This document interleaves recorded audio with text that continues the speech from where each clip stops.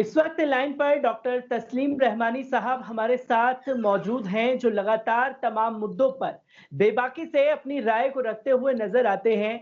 तस्लीम साहब, मैं आपसे जानना चाहूंगा, जो कल एक वाकया सामने आया प्रेम नगर का, जहां 2 पुलिस वाले जबरन अजान को बंद करवाते हुए नजर आते हैं और कहते हैं कि एलजी का ये फरमान आया है कि इस बार रमजान में अजान नहीं होगी। बात सुनना आया तो जाने आज अगर आपने आपने गलती करी ना तो बिल्कुल भुगतना पड़ेगा। सबसे पहली बात, अजान बिल्कुल बंद है, अजान नहीं होगी बिल्कुल भी। एलजी साहब का ऑर्डर है। नहीं, अजान तो खैर मस्जिद में अगर हाफिज जी रहेंगे तो अजान तो होगी, लेकिन नमाज कोई पढ़ने के लिए नहीं जा रहा है। ये भी मना कर दिया एलजी साहब ने। अगर अजान नहीं होगी तो पता कैसे चलेगा? ना, नहीं, रोजे रमजान आ रहे हैं, अच्छा अजान ना होगी तो हम रोजे कैसे खोल लेंगे जी? एलजी से लड़ो। एलजी से क्यों? एलजी ने मना किया। नहीं, ये कौन सा एलजी? समाचार हम देखते नहीं है क्या? रोज देखते हैं समाचार। अजान के लिए कोई मना नहीं है। और मस्जिद में ये ऐलान दे रखा है मोदी ने कि 5 आदमी सिर्फ मस्जिद के अंदर नमाज पढ़ सकते हैं, 5 से ज्यादा नहीं। बिल्कुल भी किसी भी कीमत पे अजान होगी उठा के ले जाऊंगा भाई। एसएसपी साहब के और एलजी साहब के बिल्कुल। आप एलजी साहब के ऑर्डर दिखा देना हमें। एलजी साहब के ऑर्डर हमारी मस्जिद में अजान के अजान भी नहीं होगी। सर, किस तरीके से देखा जा रहा है इस मामले को और क्या है इसकी सच्चाई? देखिए, एलजी साहब ने रमजान को विश करते हुए 2 दिन पहले एक ट्वीट किया था, जिसमें उन्होंने ये कहा कि ग्रीन नेशनल ट्रिब्यूनल जो है जीएनटी है, उसके उसूलों के मुताबिक अजान को हल्की आवाज़ में दिया जाए, या बल्कि अजान उसी के उसूलों के मुताबिक दी जाए वॉइस पॉल्यूशन के लिए। ये एलजी का एक ट्वीट था जिसकी वजह से जो वो इलाके हैं जो आउटस्कर्ट है दिल्ली के नवाही इलाके, उनमें जो मुख्तसर आबादियाँ और मुंतशिर किस्म की छोटी छोटी मुसलमानों की बस्तियां हैं, वहाँ पर इन पुलिस पर दबाव मुकामी लोगों ने बनाया कि अजान बंद करवाएं, और पुलिस ने उसको ऑर्डर समझ के ये कोशिश की कि अजान बंद हो। इसकी शिकायतें माइनॉरिटी कमीशन दिल्ली के पास आई, तो उसके चेयरमैन डॉक्टर जफरुल इस्लाम खान साहब ने एक खत दिल्ली के गवर्नर को और सीएम को भी लिखा, जिसके बाद मनीष सिसोदिया का ट्वीट भी आज आया और सरकार के कुछ लोगों का कि अजान पे कोई पाबंदी नहीं है, अजान बदस्तूर जारी रहेगी। लेकिन इससे बड़ी सीधी सी और खुली बात है कि दिल्ली में पिछले दिनों बीजेपी के मेंबरान पार्लियामेंट कुछ मस्जिदें बंद करने की बात कर रहे थे। परेश वर्मा ने बात की, उससे पहले सोनू निगम ने अजान को लेकर निशाना बनाया बॉम्बे में कि अजान से हम डिस्टर्ब होते हैं, और उसमें भी ग्रीन जोन का हवाला दिया गया। अब वो सोनू निगम आजकल दुबई में है, वहां वो कह रहे हैं कि अजान से ज्यादा मधुर संगीत ही उनके लिए जिंदगी में कोई नहीं है। तो साफ जाहिर है कि कुछ लोग कोरोना की आड़ में और हिफाज़त सेहत की आड़ में मुसलमानों के, खास तौर पर मुसलमानों के मजहबी उमूर में दखल अंदाजी की कोशिश कर रहे हैं। हालांकि न तो ग्रीन पैनल का इसमें कोई रोल है, ना इसमें वॉइस पॉल्यूशन का कोई रोल है, ना इसमें कोरोना से फाइट का कोई रोल है, कुछ नहीं है। लेकिन जो सेफ्रॉन एजेंडा है उसको फॉलो करने के लिए ये हरकतें की जा रही हैं, जिसका नोटिस लिया है माइनॉरिटी कमीशन ने भी लिया है, दिल्ली की सरकार को भी मजबूर किया है। इधर उत्तराखंड में भी वहां के डायरेक्टर जनरल ऑफ पुलिस ने यह कहा है कि अजान हल्की आवाज में दी जाए या न दी जाए। तो इसका कोई औचित्य नहीं है, इसका कोई रेलिवेंस नहीं है जिस तरीके की बातें की जा रही हैं। ये बहुत होना चाहिए कि मुसलमानों ने सारे मुल्क में 5 वक्ता नमाज मसाजिद में अदा करने, जुमे की नमाजें, इवन तरावी को भी रोक दिया है। ये आलम इस्लाम की 1400 साल की तारीख में आलमी सतह पे ऐसा कभी नहीं हुआ। मुसलमानों ने इंसानियत की बका की खातिर ये फैसले लिए हैं, उसको अप्रिशिएट करना चाहिए सारी दुनिया को कि हमने एक तारीखी फैसला लिया है। कुजा के आप अजान जैसी चीज जिसका कोई ताल्लुक ना इस मर्ज से है और ना माहौलियात से है, आप उसको निशाना बना के और अपना सेफ्रॉन एजेंडा नाफिज करने की कोशिश करें। अगर ऐसा करने की कोशिश की जाती है तो यकीनी तौर पर मुल्क भर का मुसलमान उसके खिलाफ सदाए एहतजाज भी होगा और अदालतों में भी जाएगा। अभी बहरहाल दिल्ली के हुकूमत ने इसको वाजे कर दिया है कि अजान जारी रहेगी और अजान जैसे चल रही थी वैसे जारी रहनी चाहिए। अलबत्ता सहरी के वक्त में जो मुस्तकिल 2 बजे से एक जगाने के नाम पर कोई नाते पढ़ते हैं, कोई नज़में पढ़ते हैं मुख्तलिफ किस्म की, वहाँ वो चीज़ें पसंदीदा नहीं है। सिर्फ अजान और सहरी के अलाम तक लोगों को महदूद रहना चाहिए।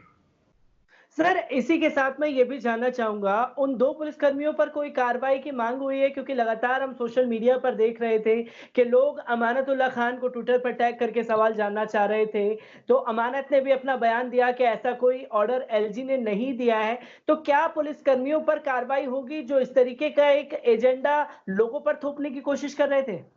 हाँ, मेरा ख़्याल है कि दिल्ली पुलिस के जो बाकी लोग हैं, जो इससे मुतासिर हो सकते हैं या मुकामी लीडरशिप से जो थाने के लोग मुतासिर होते हैं, एसएचओ वग़ैरह जहाँ बीजेपी का ज़ोर ज़्यादा है, वो मुतासिर होते हैं। उनको एक मैसेज देने के लिए इन दोनों पुलिस वालों पर एक डिपार्टमेंटल कार्रवाई होना बहुत ज़रूरी है, वरना फिर पूरी दिल्ली में जो लोकल एमएलएज़ और लीडर्स हैं, उनके दबाव में और एमपीज़ उनके दबाव में ये हरकतें दोबारा ना हों, इसका खदशा है। सर, एक आखिरी सवाल मैं आपसे यहाँ लेना चाहूँगा क्योंकि लगातार हमने लॉकडाउन के दौरान ये देखा है कि एक तरफ़ा कार्रवाई हो रही है। इससे पहले शाहीन बाग की तमाम मस्जिदों को सील कर दिया गया, ये कहते हुए कि कोरोना वायरस यहाँ से खतरा है, इसलिए यहाँ से कोरोना बढ़ेगा। जो मस्जिदों को टारगेट किया जा रहा है लॉकडाउन की आड़ में, उसे किस तरीके से देखा जा सकता है सर? देखिए, मैंने पहले भी कहा था कि कोरोना एक मर्ज़ है, उससे हमको लड़ना है, लेकिन उसकी आड़ में कम्युनलिज़्म को फैलाने का जो मंसूबा चलाया जा रहा है, मीडिया के अक्सर चैनल इस किस्म की डिबेट्स ऑर्गेनाइज़ कर रहे हैं। इस तरीके से जो विश्व हिंदू परिषद है, ख़ास तौर पर, वो इस मामले में बहुत एक्टिव नज़र आ रहा है। मसाजिद के बंद करने के ताल्लुक से भी, अज़ान के ताल्लुक से भी, मुसलमान सब्ज़ी वालों को मोहल्लों में सब्जी बेचने के ताल्लुक से भी जिस तरीके से उन्होंने विश्व हिंदू परिषद के झंडे गैर मुस्लिम सब्जी वालों के ठेलों पे लगाए, उससे साफ जाहिर है कि आरएसएस के कुछ जो एलआई हैं वो इस मामले में बहुत सरगर्म हैं और मौके का फायदा उठा के पूरे समाज में नफरत फैलाने की कोशिश कर रहे हैं। और ये खदशा बहरहाल कुछ लोगों ने जाहिर किया है कि लॉकडाउन खत्म होने के बाद भी ये जो नवाही इलाकों में मसाजिद वगैरह हैं, उन्हें बंद रखने पर इसरार किया जा सकता है। ये बहुत ही काबिल मजम्मत अमल है। हमको संजीदगी के साथ एक मर्ज से, जो एक वबा से पूरी इंसानियत दो चार है, उससे लड़ने में सब ताउन कर रहे हैं। उस ताउन को सबको अप्रिशिएट करना चाहिए। ऐसा नहीं करना चाहिए कि उसकी आड़ में किसी नफरत का या किसी मजहबी एजेंडे को बरूए कार लाके एक खास मजहब के लोगों को, उनकी इबादत गाहों को निशाना बनाने की अगर कोशिश की गई तो मुल्क में मैं समझता हूं कि ये मुल्क दुश्मनी के मुतरादिफ होगा। सर, एक आखिरी सवाल मेरा रहेगा क्योंकि हम लगातार देख रहे हैं जो नफ़रत फैलाने वाले हैं इस मौजूदा दौर में, उनको एप्रिशिएट किया जा रहा है, उनको ऊँचे से ऊँचे पद पर बैठा दिया जा रहा है। जैसा कि एक वाक़या अर्नब गोस्वामी का सामने आता है। अर्नब गोस्वामी ने जिस तरीके से एक शब्दावली का इस्तेमाल किया, देश भर में उनके खिलाफ एफआईआर दर्ज हुई, पर सुप्रीम कोर्ट ने सब बातों को नज़रअंदाज करते हुए उनको 3 हफ्ते की मोहलत दे दी। किस तरीके से देख रहे हैं सर जो अर्नब गोस्वामी के खिलाफ देश भर में एक मुहिम छिड़ी है?